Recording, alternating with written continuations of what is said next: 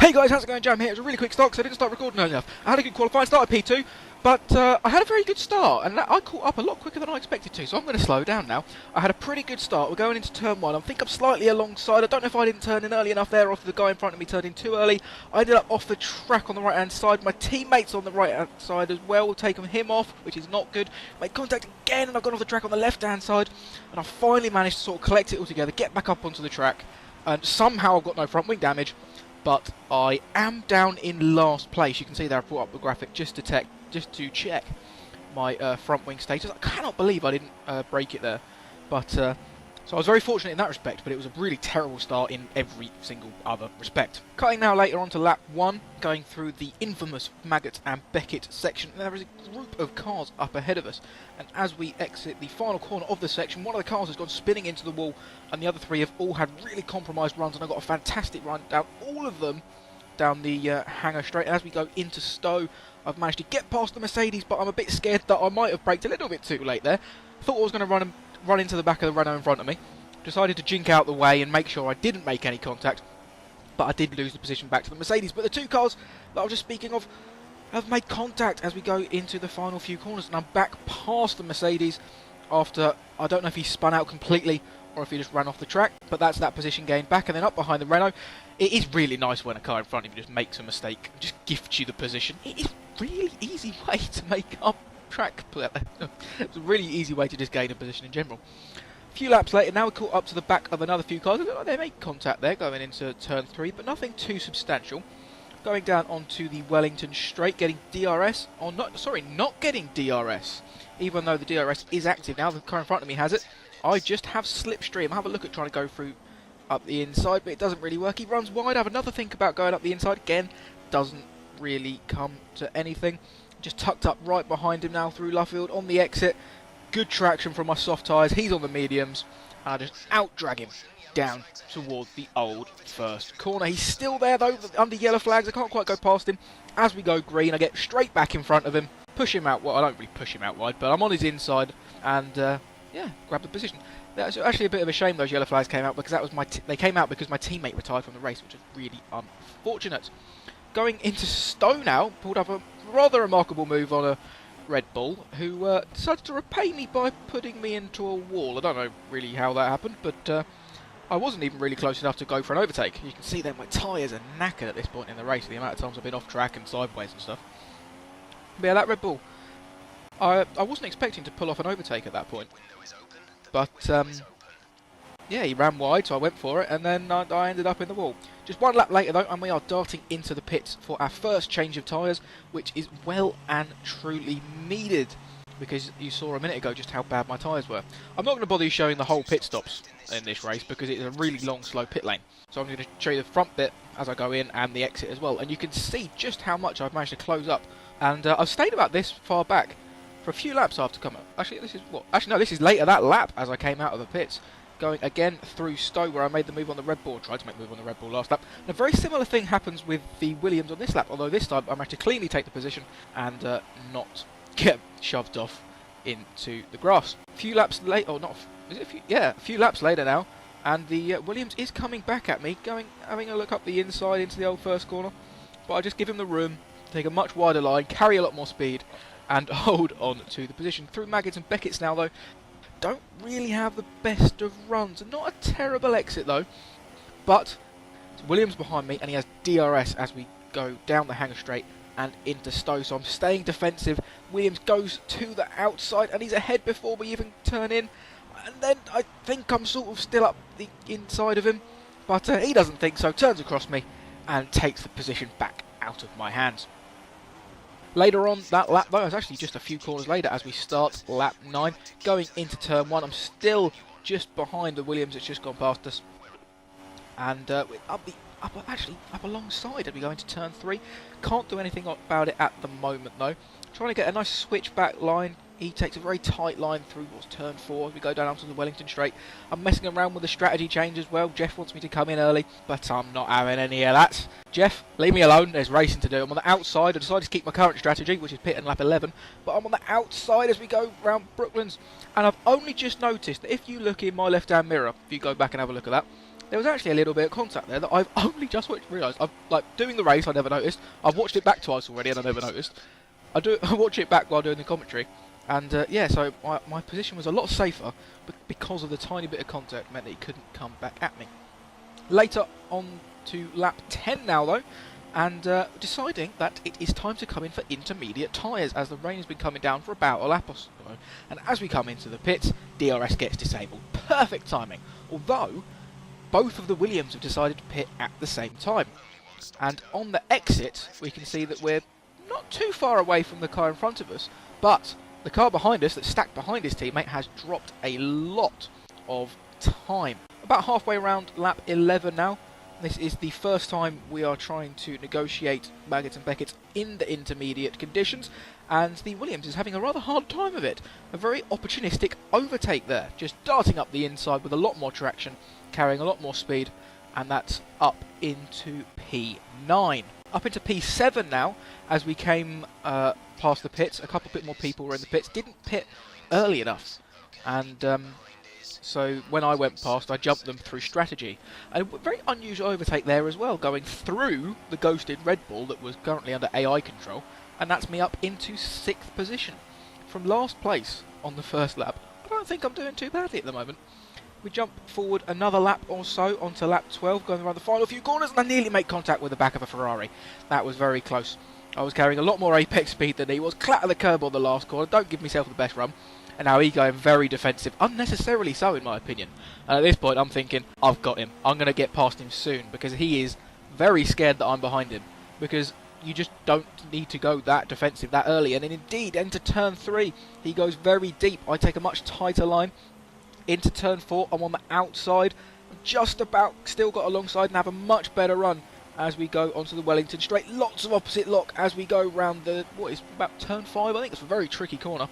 And that is another position for me, up into P5 now. Jump forward about 5 laps now. There wasn't a huge amount going on throughout that section, but I felt I had really good pace in the race. Another car, I felt I had really good pace in the wet. Another car that was coming up behind decides to pit on the end of lap 17, which I thought was a really odd pit stop.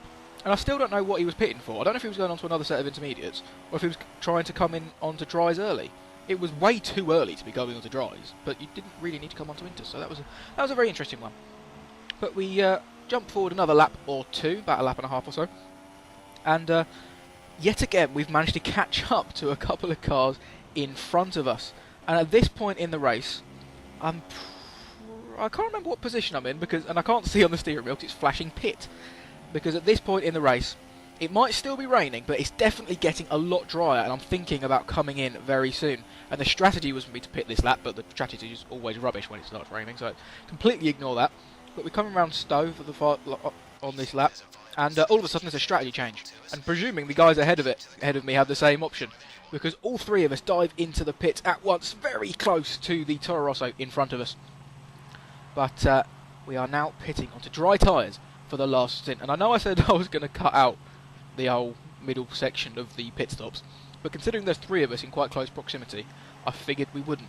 Ferrari is the first one into the pit box as DRS gets enabled, and the Toro Rosso's second one into the pit box. I'm into my pit box down the far end. The Ferrari goes past on medium tyres. The Toro Rosso is out on soft tyres, and I've also opted for the medium compound tyre. And according to the pit strategy at the start of the race, the soft tyres should go about 7 laps, which is about the length there is to go during this race. So it could be an interesting strategic battle, whether the soft tyres can actually last that long, or whether the 2 guys, including myself, that have pitted for medium tyres have sort of more longevity in their tyres, and they hopefully don't wear out as much and we've got more speed at the other end of the race. Jeff's just telling me that the DRS is now enabled. I'm pretty sure I found that out when I was already in the pit, so I don't really know why he was telling me out. But that's just Jeff for you. A few laps later now, on to lap 22, not far to go. Now I'll get a warning for exceeding track limits. At this point in the race I've already got a 3-second penalty, so I really don't want to get any more warning, because otherwise I'm going to build it up even further. But we're in DRS range of the 2 cars ahead of us, or just the 1 car ahead of us, really, that's how DRS works. But yeah, it was really important for the few laps that I've cut out at this point I think I was in DRS, in the DRS zone every single activation point, which was so important because, as you can see, the soft tyres on that Toro Rosso are really working well for him. He's right up behind the Ferrari, who's also on mediums, and have a look up the inside round the last corner, and that's never going to work. But yeah, it was really important that I was in DRS zone, because otherwise I don't think I would have had the pace to keep up with these guys. And kudos to the Ferrari for keeping the Toro Rosso behind as well, because on a faster set of tyres, it is definitely not easy. Like I say, the DRS was doing me wonders, but we've really managed to close up, all three of us now, with just a few laps to go. I'm going up into rich mix for the first time this race. I always start under fuel. I don't know why, but I don't really use rich that much. And I feel it's better for the engine, and I think you get slightly worse tyre wear if you run slightly lighter. So I started about 2 laps under, and I've finally got enough fuel to start pushing the engine. Flicked it back down into standard now, and as we go through Maggotts and Beckett's, getting a little twitch there going on the exit, using all of the track, and going down into Stowe. Now, both of us have DRS, and he runs a little bit wide. We close up quite a lot on the exit. It looks like he's going to get a good exit though. I meant to say I closed up on the apex and he had a good exit. Having a little look up the inside into the final chicane, but I'm not quite close enough just yet. Again, very close round these last few corners. Have another look up the inside at the last corner, but again, I clatter the sausage curb, and I'm not going to be able to make a move at that point on the lap. At this point, I'm pushing the or attacking the Toro Rosso in front of me quite hard, and you might be able to see the Ferrari in front of us is just getting a little bit of a gap, which is not a good thing, because either if I can get past the Toro Rosso, I want to have an attack at the Ferrari, or if the Toro Rosso can hold me off, he wants to have an attack at the Ferrari, because the Ferrari is currently in second position. I don't know how I've managed to get up to currently what is P4, but it looks like I'm going to try and go for P3 up into Brooklands, come out of the slipstream, up the inside, and get the position done, holding it nice and tight around Luffield, and that is P3 for me. Up into the podium positions, finally. I started in second place. I started up in the podium positions. I dropped to last by like turn 3, and I've been on the pace all race, and I'm finally back up into the podium position. But I'm not done there. Although I get another bleeding warning, which means I'm only 1 away from getting a 6-second penalty, which would not be good. But somehow, between overtaking the Toro Rosso and getting to the DRS activation point, I've managed to close in, so I'm within a second of the Ferrari, which is, again, DRS in this race was so important for me. Closed up massively down the hangar straight, going into the last few corners. I'm really close. You might see a car in the distance there. I think that's a ghosted Red Bull. He's a lap down. That's not the leader. I'm definitely not going to win this race. The leader was miles away. But P2 could still be on the cars. We've got on the penultimate lap now, going through the first section. Not quite close enough to go for a dive up into turn 3. But I get actually a bit of a twitch on as we go there. Just about managed to hit the apex. I was very lucky to not to run wide there. I'm really rather close now. Using the rich mix again. I don't have that much fuel to play with, so I've got to be wise when I use the rich mix. I'm in the DRS zone, having a good run. I've got a nice lot of slipstream. He goes defensive. I'm going to go to the outside and try and hold it round the outside at Brooklands. If I can hold it here, and then try and go for the ghost car as well. Now we've got the inside to Luffield. He's still on my outside. Can we get a good exit, or will we be on too tight of a line?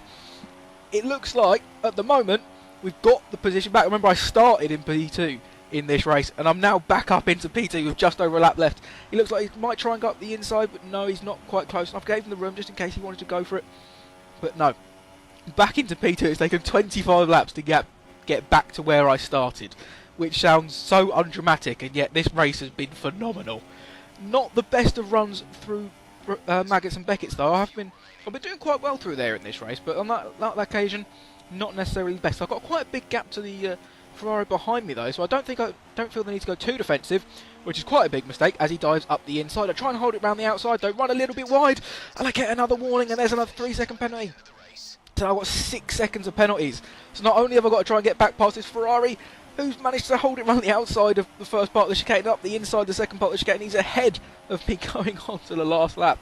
So yeah, I've got a lap to try and get past him and hope that he's got at least as many penalties as I have, because I haven't got a clue at this point.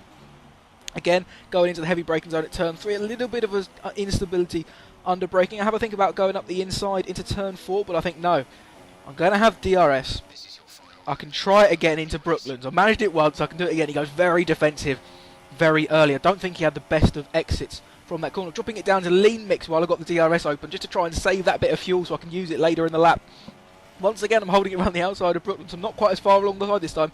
He's still there, probably slightly inching ahead as he's now on the outside through Luffield. We're trying to get a good exit again from the tighter line as we go down towards the old first corner.